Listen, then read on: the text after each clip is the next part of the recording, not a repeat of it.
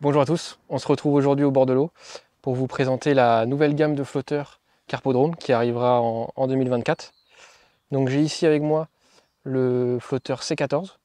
Donc c'est un flotteur assez trapu qui permet, donc on a une particularité sur ce flotteur là qui va surtout se jouer au niveau de l'antenne.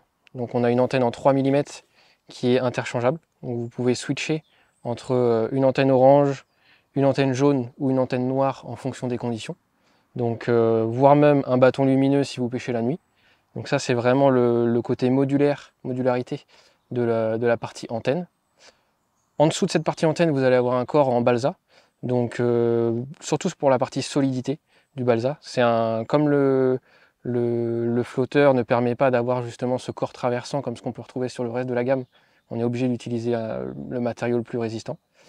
Vous allez avoir par contre un fil intérieur, donc le passage du fil quand même à l'intérieur. Le corps ne va pas pouvoir bouger sur la quille, mais vous allez pouvoir passer votre fil à l'intérieur pour une question de solidité encore une fois. Et ensuite sur la partie basse, on a voulu ajouter une quille en nitinol, à la fois pour ses propriétés en termes de densité, pour ses propriétés de stabilité au niveau du flotteur, donc ça amène de la densité sur la partie basse du flotteur, donc plus de stabilité, et aussi pour sa partie résistance, donc on peut voir on peut tordre le flotteur un peu dans tous les sens, la quille ne plastifie pas et reste bien droite. Donc ça c'est sur la partie vraiment purement ciblée flotteur. Et sinon si je vous présente un peu plus la ligne que je vais utiliser aujourd'hui avec ce flotteur, donc là on est sur un flotteur en 0,6.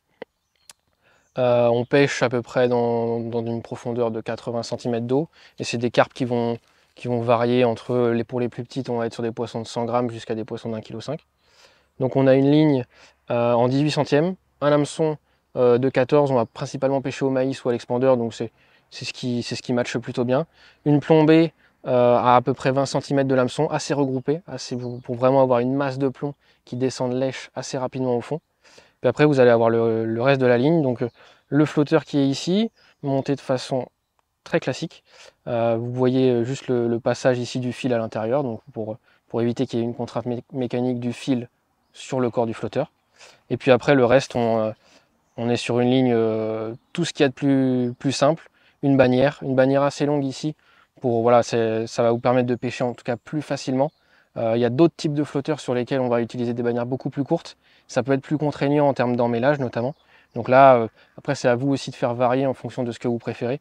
Mais sur ce type de flotteur, j'utilise une bannière un peu plus longue pour, euh, pour éviter tout ce qui peut être emmêlage et voilà, les difficultés qu'on peut avoir pour emmener la ligne.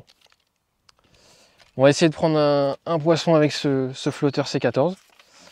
Donc comme vous pouvez le voir, j'ai léché un grain de maïs sur l'hameçon et je vais pêcher à une distance de 8 mètres environ.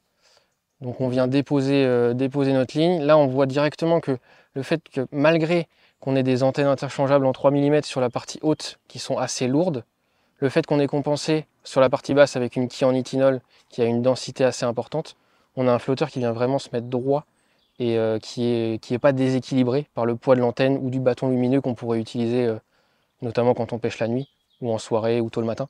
Mais donc on a vraiment ce côté stabilité du flotteur. Voilà, donc là on a eu la touche. Une fois que vous avez ferré, c'est comme la plupart du temps, canne basse, vous ramenez votre poisson. Donc là on a affaire à une très jolie brème de ce que je vois. Donc c'est un peu la particularité aussi des carpodromes et des ficheries. On peut tomber sur tout type de poissons, notamment des brèmes comme celle-ci. Une fois qu'on l'a décroché, on peut la remettre directement dans l'eau. J'espère que cette présentation du flotteur C14 vous aura plu et vous aura permis d'avoir plus d'informations à la fois sur la façon de l'utiliser, mais aussi les différentes caractéristiques techniques. N'hésitez pas à nous suivre sur les réseaux, Facebook, Instagram, YouTube, si vous voulez plus d'informations sur ce flotteur-là ou sur le reste de la gamme. Merci à tous.